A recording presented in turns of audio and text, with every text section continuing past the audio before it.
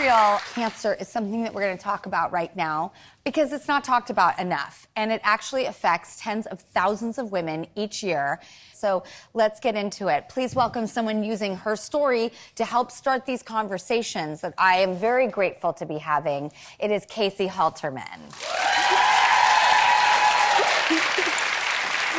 So, Casey, you actually went very viral. You garnered a ton of attention. And I think in this case, it was very helpful attention. But what did you put out there and why, just to set it up for everybody? So I was diagnosed with endometrial cancer back in 2023. And how old were you at the time? I was in my late 20s. Which, to my understanding now, a lot on the earlier side. Yes, I was definitely younger than most people are when they're diagnosed with this type of cancer.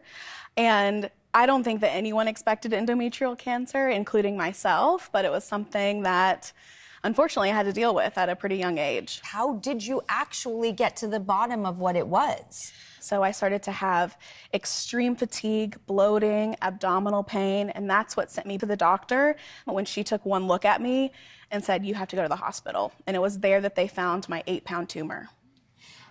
And as of now, the good news is not only that you found it, but you are 2 years cancer-free. Yes, 2 years. Yeah. Why did you decide to put your story out there? It's intimidating to do it. Honestly, it started out as just a way to process my feelings. I did not think anyone was going to watch it. And one of my first videos was a get ready with me for my hysterectomy party where my friends and I all said goodbye to my uterus. And it encouraged me to continue sharing my story because I know how isolating going through cancer treatment can be. And so I was hopeful if I could even help one person to feel less alone, then this was worth it. I think you did a lot more than that. What did you and your friends talk about when you said goodbye to your uterus as a young woman?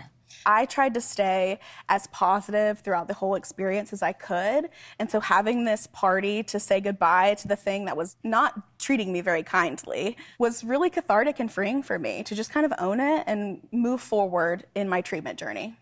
It is not easy to make that choice. It's so much easier to go cry in the corner and feel sorry for ourselves and lose hope and just feel like giving up. And you did the exact opposite. And I'm so impressed by that. I really am. It's a choice you made and the most powerful choice you can make. Well, we've actually teamed up with GSK for their Don't Be Embarrassed campaign. Look, you set the tone. And we're joined by Dr. Angeles Alvarez-Secord, a board-certified gynecologic oncologist. Thank you so much for joining us today. What should we know? What is a sign? What are symptoms? Thank you so much for the question. And thank you, Casey, for sharing your story so courageously. What I really want women to know, what are the symptoms of this disease so they can be more aware and get medical care earlier. Our body goes through so many changes, including that lining of the uterus, the endometrial lining, which is where these cancers come from. And those changes occur before, during, and after menopause.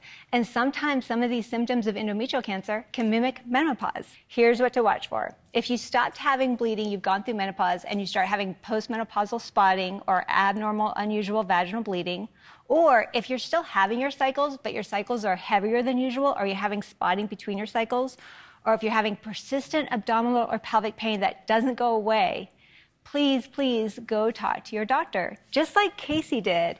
And it's really important to speak with your doctor because early detection of endometrial cancer can make a really big difference.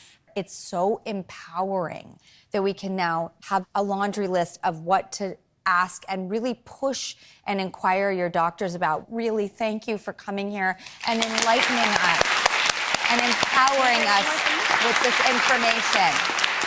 One more thing I really want to say, and I think this is so important. Sometimes gynecologic health and talking about these things can be a little embarrassing.